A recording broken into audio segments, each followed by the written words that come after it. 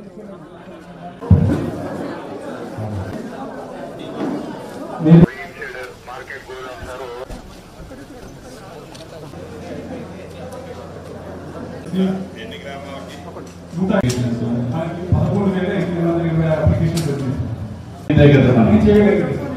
పెడతాం ఎవరి దగ్గర జరగక్కర్లా క్లియర్ అయిపోతుంది.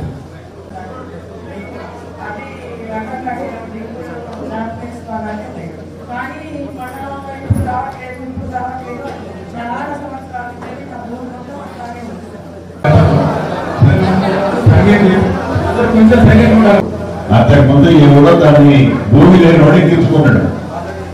అది ఐడెంటిఫై చేసి వాడిని తీసేసేసి భూమి వాళ్ళకి ఎక్కించారు.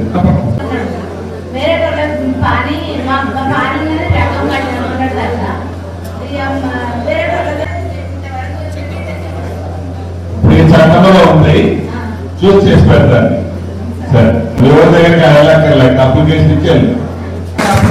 మా జిల్లాలో ఒక పైలట్ గ్రామంగా తీసుకుని మనం ఒక 2000 మంది కంటే ఎక్కువ మందికి మనము ఒక న్యాయం చేయబోతున్నాము. రెవెన్యూ యంత్రాంగం నుంచి కూడా మనకు కూడా చాలా తృప్తిగా అనిపిస్తుంది సార్. ఇప్పుడు పని చేసినప్పుడు కూడా ఈ రోజు కూడా మీరు చూసారు, చాలా మంది రైతులు వచ్చి వాళ్ళ ఆవేదన చెప్పుకోవడం జరిగింది. ప్రతి ఒక్క సమస్యకి మనకి చట్టంలో అవకాశం ఉంది సార్. చట్టం ప్రకారం పడ్డారు బాధపడుతున్నారని ఆ రోజు సీఎం గారు ఇక్కడ నుంచి పాదయాత్ర చేసేటప్పుడు కూడా మరి సమగ్ర సభ నుంచి పాదయాత్ర చేసేటప్పుడు గోవిందరాపేట నుంచి ఇవన్నీ ఆ రోజు కూడా మాట ఇవ్వడం జరిగింది.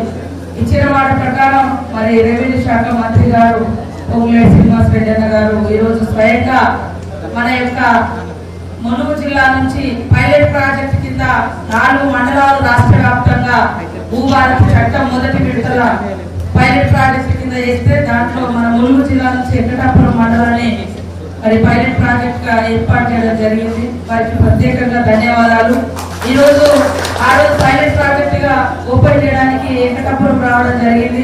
మళ్ళీ ఈ రోజు పెద్ద ఎత్తున 5000 ఇళ్ళు రాష్ట్రంలో అత్యధికంగా ఇల్లు ఇచ్చిన నియోజకవర్గంగా మనకే ఏకకాలంలో 5000 ఇల్లు ఇచ్చి ఈ రోజు ములుగు దగ్గర ఇల్లుల యొక్క కార్యక్రమాన్ని కూడా శంకుస్థాపన చేస్తూ మరి ఈ భూభారతి చట్టం యొక్క ఫలితాలు అదేవిధంగా రైతుల ఆవేదన వినాలని నిన్న మాకు చెప్పడంతో రాత్రి మరి ఇక్కడ కలెక్టర్ గారు ఏర్పాటు చేయడం జరిగింది.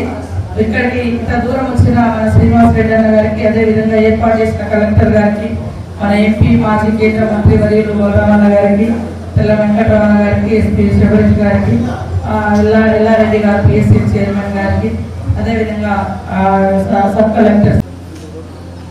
ఈ ములుగు నియోజకవర్గం గిరిజన ప్రాంతం, మారుమూల ప్రాంతంలో మీ భూములకు సంబంధించిన సమస్యల గురించి, మీరు పడుతున్న ఇబ్బందుల గురించి, ఆనాటి ధరణి తెచ్చిన తిప్పల గురించి చాలా ఆవేదనతో మీ సమస్యలు చెప్పడం జరిగింది.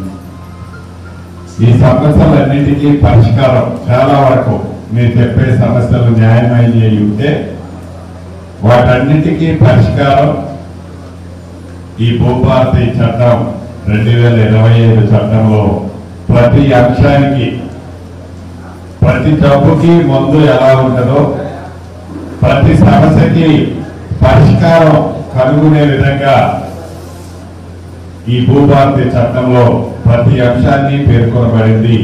మన తప్పులు తడకలు చేయొద్దని ఆనాటి ప్రభుత్వం వారి గొప్పల కోసమో, వారి మెప్పు కోసమో, వారి స్వార్థం కోసమో, వారి స్వలాభం కోసమో, వారి తొత్తులకి పేదోడు సొమ్ము అంటగట్టడం కోసమో ఆనాడు ధరణిని తీసుకొచ్చారు.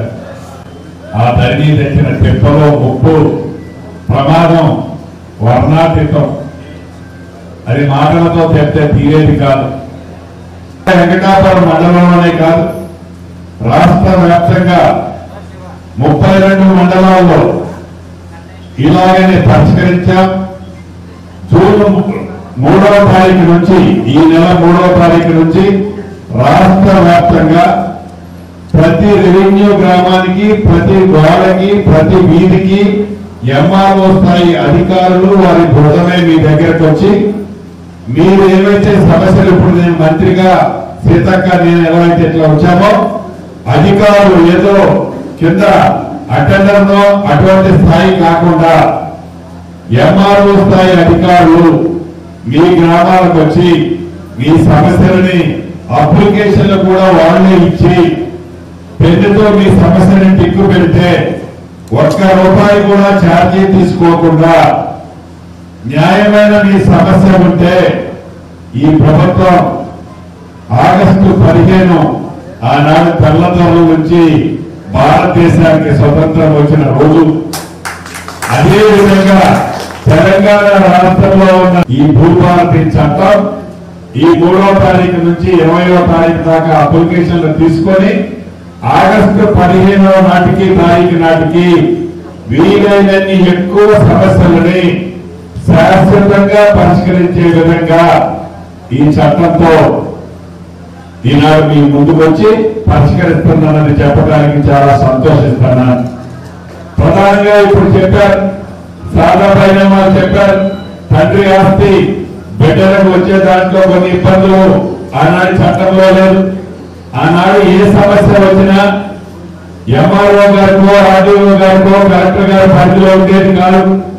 మీకు ఏ సమస్య వచ్చినా, ఏళ్ళు వచ్చినా, కాళ్ళు వచ్చినా మీరు పెద్ద హాస్పిటల్ కారణాలు ఎట్లా పోవాల్సి వచ్చేదో ఈ భూభారతి చట్టంలో కూడా వాళ్ళకు కూడా మన ప్రభుత్వం, వాళ్ళు మన తెలుగు బిడ్డలే, మన తెలంగాణ బిడ్డలే కాబట్టి ఈ చట్టం వాళ్ళకు కూడా న్యాయం చేస్తుందని కూడా ఈ వేదిక ద్వారా వాళ్ళకి తెలియజేస్తున్నాను.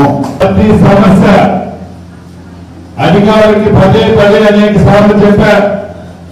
పేదోడి కష్టం, వాళ్ళు చెమట వచ్చి కుంటో 10 గుంటలో అనేకమో కొనుక్కున్నారు.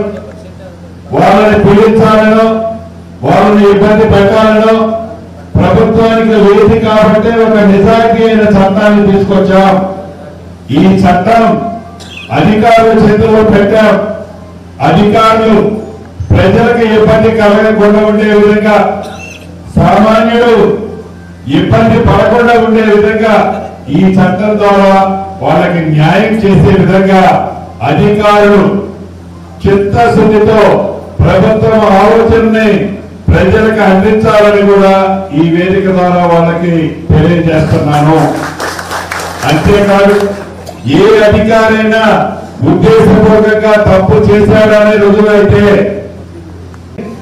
పరిష్కరించే విధంగా ప్రతి జబ్బుకి మందు ఉంటుందో లేదో నాకు తెలియదు, కానీ ఈ భూములు ఉన్న సమస్యలన్నిటికీ పరిష్కారం కనుక్కునే ఈ చట్టం పేదవాడికి అండగా చుట్టంలో ఉంటుందని మనస్ఫూర్తిగా కోరుకుంటూ, అధికారులకు కూడా చిన్న అలసటకి చిన్న తప్పు కూడా చేయొద్దని ఈ వేదిక ద్వారా అధికారులు కూడా తెలుపుకుంటూ మీ అందరి దగ్గర సమర్పించుకుంటున్నాను. Thank you.